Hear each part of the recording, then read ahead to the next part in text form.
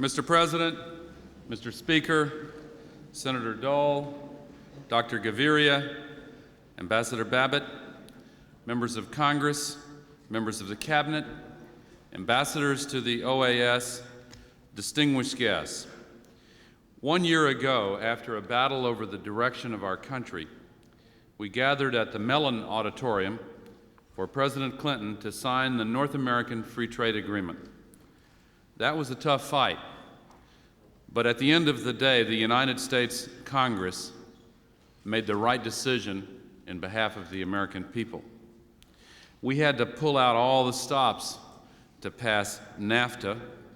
We got help from Presidents Bush, Carter, and Ford. There was a national debate. The President went all out. And as we won and the President signed that agreement, I thought to myself, well, we fought the fight and the battle has been won. From now on, good trade agreements will just sail through the Congress with no problem at all. Well, the Congress passed the GATT, but it took a full court press by the President and the bipartisan congressional leadership, a post-election congressional session, and vigorous lobbying by the business community.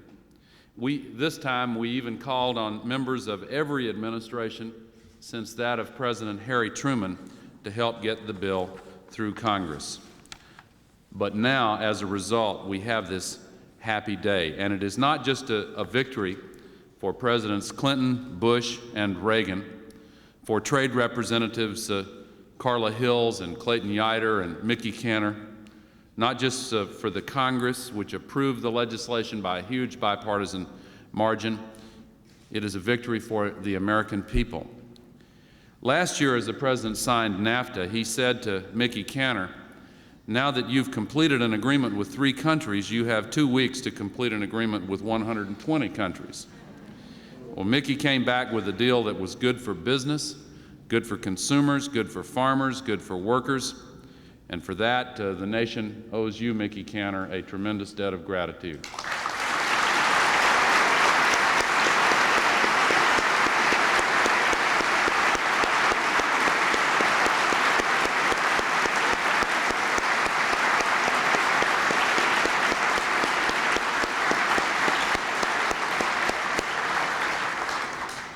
Secretary of the Treasury, Lloyd Bentsen, the senior member of what I believe, if you'll forgive the partisanship, the best economic team that has ever been seen in this town, and Chief of Staff Leon Panetta, together guided the legislation through Congress and put together a sound funding package.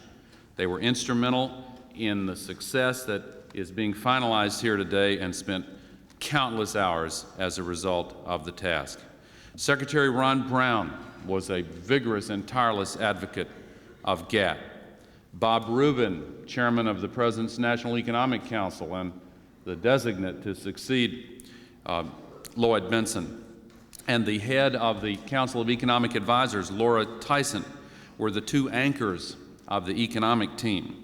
Secretary of Agriculture Mike Espy helped close the agreement on agriculture and secured strong support from the farm community, the first time in anyone's memory that 300 commodity groups were all unanimous in supporting this agreement. National Security Advisor Tony Lake, Mac McClarty, who is putting together the upcoming Summit of the Americas this week, Deputy Secretary of State Strobe Talbot are also here. And Secretary General Gaviria and Ambassador Hattie Babbitt, we thank you for the hospitality of this beautiful building today. And just to recognize a couple of other key players, Ambassador Rufus Yerxa put more time into this agreement than just about any other American. He performed brilliantly as U.S. Ambassador to the GATT under President Bush and as Deputy USTR in this administration. Thank you, Rufus Yerxa.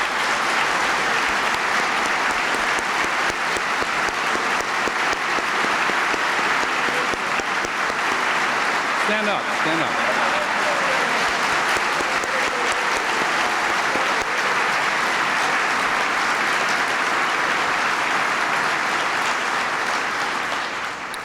John Emerson led the charge at the White House and was focused, determined, and kept his eye on the prize. John Schmidt, who is now at the Justice Department, played a key role in Geneva throughout 1993 as the chief U.S. GATT negotiator. This agreement, as has been mentioned, is the product of 3 administrations and many officials from James Baker to Jim Miller to Lawrence Eagleburger to Brent Scowcroft have been instrumental. Unfortunately, many of these officials couldn't be with us here today to join in this celebration as the President signs the GATT. But one leader who is with us today is Carla Hills. Ambassador Hills not only was a highly effective trade representative, she continues to be an articulate advocate for freer and fairer trade. Thank you so much, Carla Hills, for all that you have done.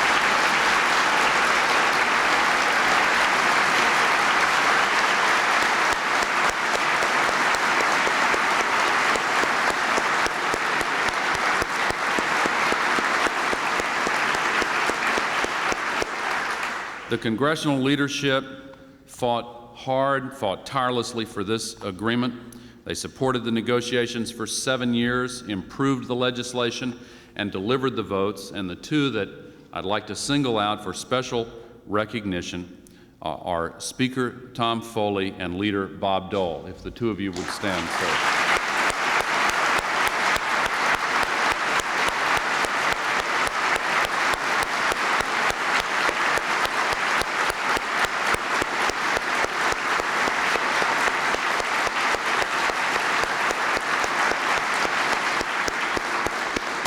I'd also like to recognize several leaders who are not with us today, but were also critical throughout the process.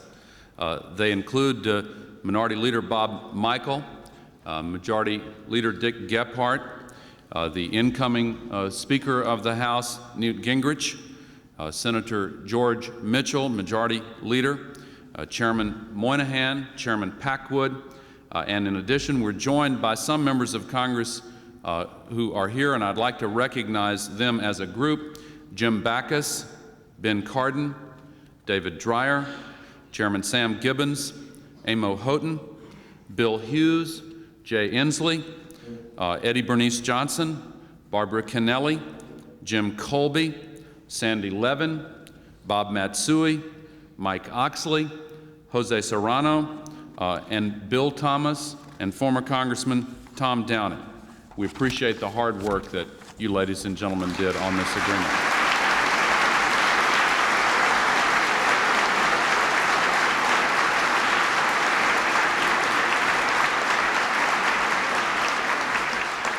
Bipartisan victories are the best victories. And finally, I'd like to also recognize the leader of the Pro-GATT Business Coalition, the CEO of Texas Instruments, who has put countless hours into this and spent them very, very effectively. I'd like to recognize Jerry Junkins. If you would stand, please, Jerry. Thank you. Great job.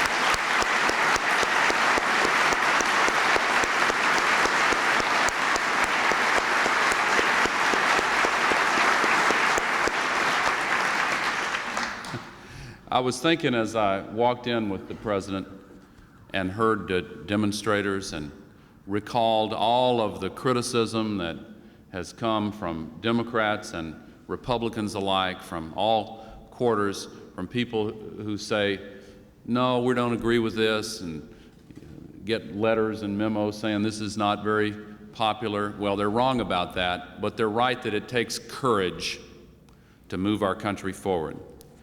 And there's one person who has done that, who is the reason we are all gathered here today. And it is now my honor and privilege to present that one person who has fought to open markets for Americans all over the world, who's fought hard for working men and women and American businesses, and fought hard to keep trade a bipartisan issue. The last 2 years may well be remembered as the 2 most important years in all of American history in expanding free trade. And the one person responsible for that, ladies and gentlemen, is the President. Thank you. Thank you very much. Thank you. Thank you. Thank you. Thank you. Thank you.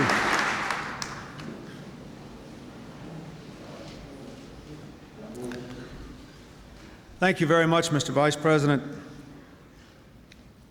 As usual, you did a generous and magnificent job of recognizing the contributions of all these people who made this day possible. You did, however, leave one very important person out.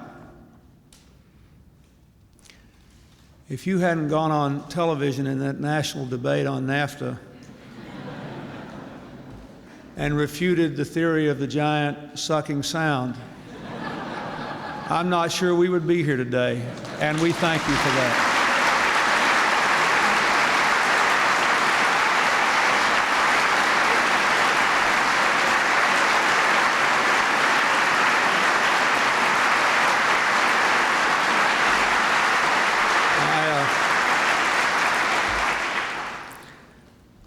I thank the members of Congress who are here and those who are not, who have been acknowledged. I thank the members of our administration. I am so proud of all of them. I want to say a special word of thanks to Secretary Espy for helping us resolve these terribly difficult agricultural issues without which we would not have been able to get this agreement. I thank Mickey Cantor and Rufus Yerkes and John Schmidt and John Emerson, all the people who worked on our team. I thank the business community, a bipartisan group, a remarkably diverse group, for standing up and being counted and working hard on this and our other trade initiatives. I thank the Vice President for what he said about trade. In the last 2 years, we've not only had NAFTA and GATT, but we have done our outreach to Asia through the Asian Pacific Economic Cooperation Group. We've had 2 meetings of the leaders of the APEC countries now. We have reached a new agreement with Japan, which I believe is a very good one, and we continue our efforts there. And this evening I am leaving for the Summit of the Americas in Miami, which Mr. McClarty and others have done so much work on to make a success. 2 days ago, when I regrettably accepted his resignation, Secretary Benson said that history would show that the economic future of our children and grandchildren will be more secure because of the politically difficult decisions taken in the last 2 years. I appreciate his saying that. He had a lot to do with them, and he's earned a well-deserved rest. But I want to emphasize again how important I think this trade issue is and why I think it's important for the people who are not on the program today, the people who are working in our factories and working in our offices and trying to raise their children and having a difficult time. When this administration and our economic team took office, we were rightly concerned about economic problems gripping every advanced country in the globe, and certainly affecting the United States. The problems of low growth, high unemployment, stagnant incomes, declining benefits for working people, increasing insecurity. It seemed to me then, and it seems to me now, that we had to have a serious, disciplined strategy to reverse these trends. That if we continue to see increasing inequality and loss of opportunity, not among the working and the non-working, but among people who are all working full-time and longer work weeks today than they were working 20 years ago, that it is going to be very difficult for us to preserve the essence of what America is. The whole core of the American dream, that people here who work hard and obey the law and play by the rules are going to be given the chance to do better and going to be given the chance to build a better world for their children. There were those 2 years ago, and certainly there were those even in this debate on GATT, who believe the only way we can do that is to try to create a world that used to be.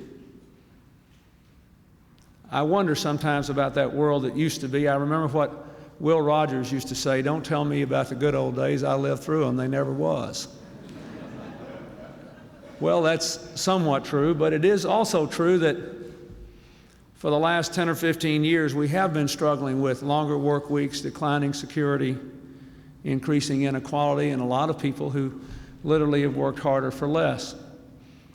Some say the answer is to try to just hunker down within our borders. That is clearly not an option. No country can escape the global economy, and the greatest, largest, most powerful country in the world cannot escape the global economy. We must lead it in a direction that is consistent with our values, consistent with our interests, consistent with what is necessary to keep the American dream alive. That's really what GATT is all about.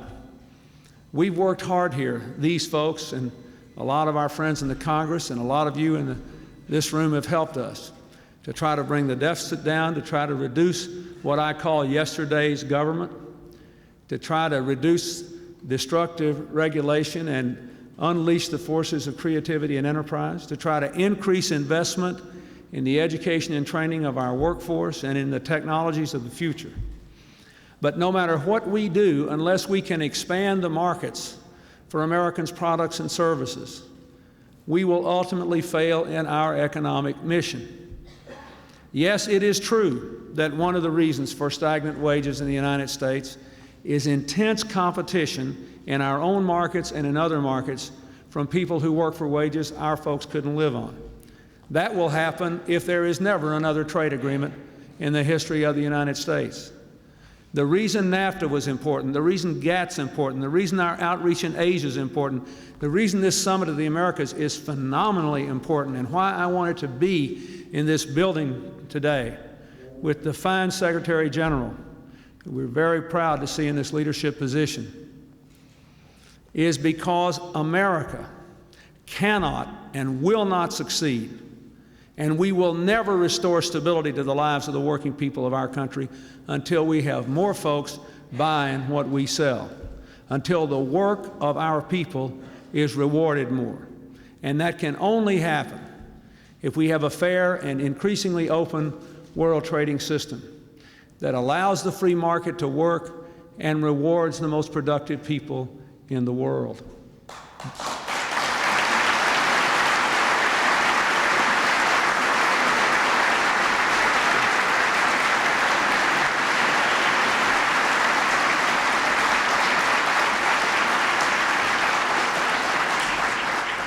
Not many of them here today, maybe, but the real victors in GATT are the auto workers, the accountants, the engineers, the farmers, the communications workers, the people who will now have a chance to be more rewarded for their labors.